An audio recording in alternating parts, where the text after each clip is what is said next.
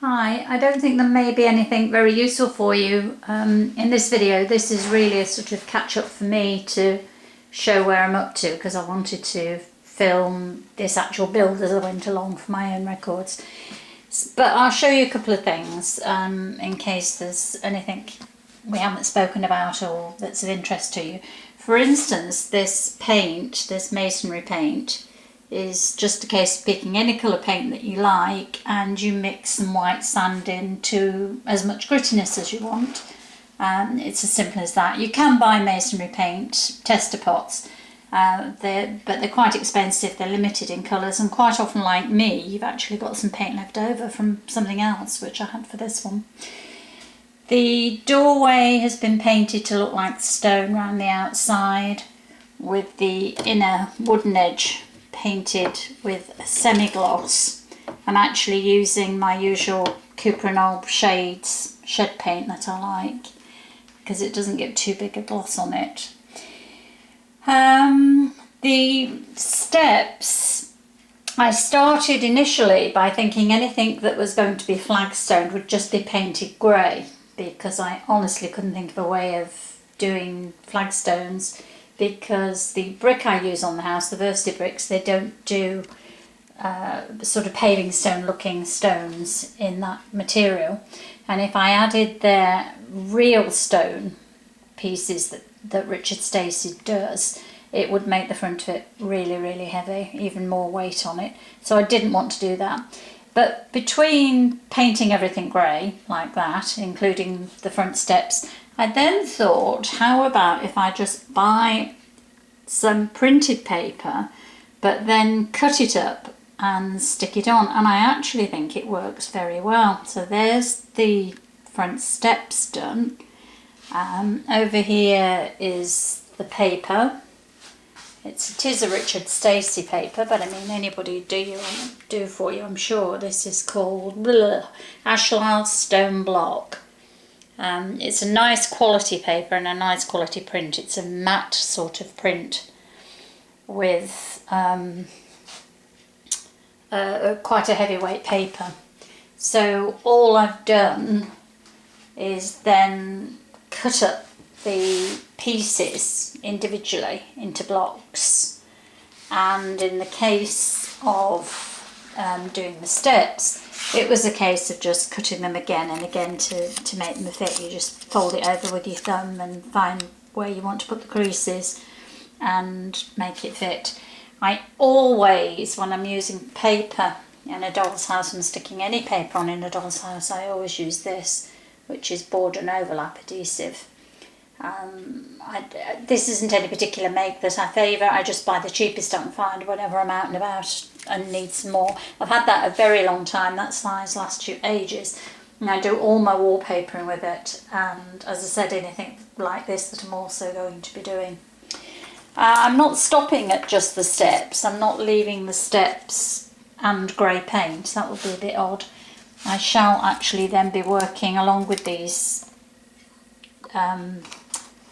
false slabs, if you like, and doing the whole of this frontage here so that it looks like a pavement area. My door's over here waiting to be painted to go back in to the frame, along with its base that it gets pinned into. I do have something else here that might be going into the basement. I'll show you that. It actually was a floor I made when it was going to be an original Georgian house, and that big hole there is where the fireplace once was. Well, actually the cooking range once was. But I dropped it into here to have a look, and it may well do me for the what's called the area. It's the outside bit and in the basement area.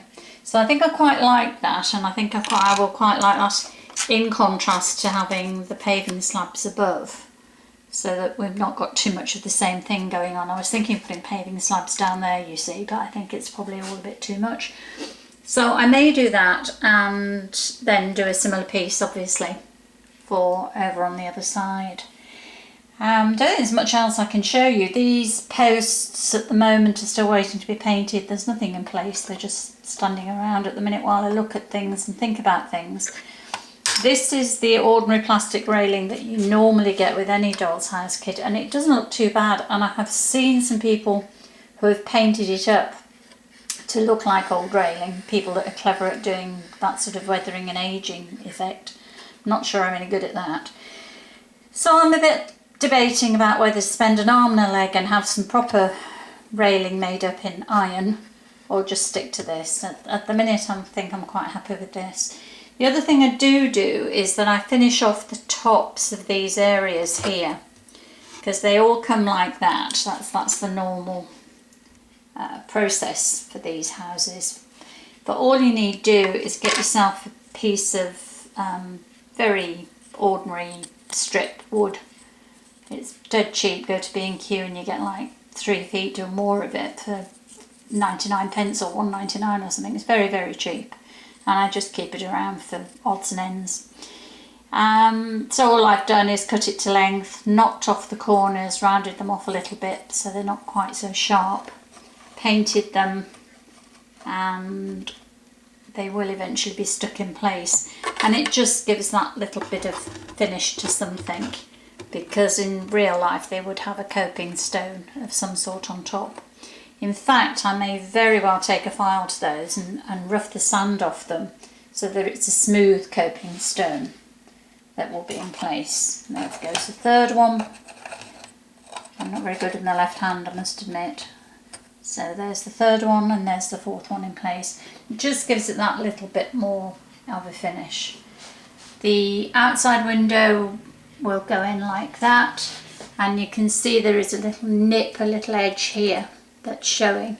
I don't particularly want that to be of brick. It's hardly substantially enough to be bricked. So in fact what I will do is I'll paint inside the windowsill here, and I'll paint these edges here with the stone paint as if it were all a complete stone frame that has gone in to hold the window with the bricks either side of it, which in fact would have happened or could have happened.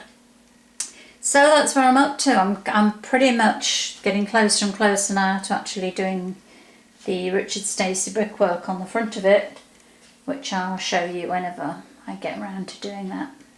So that's the catch up for now.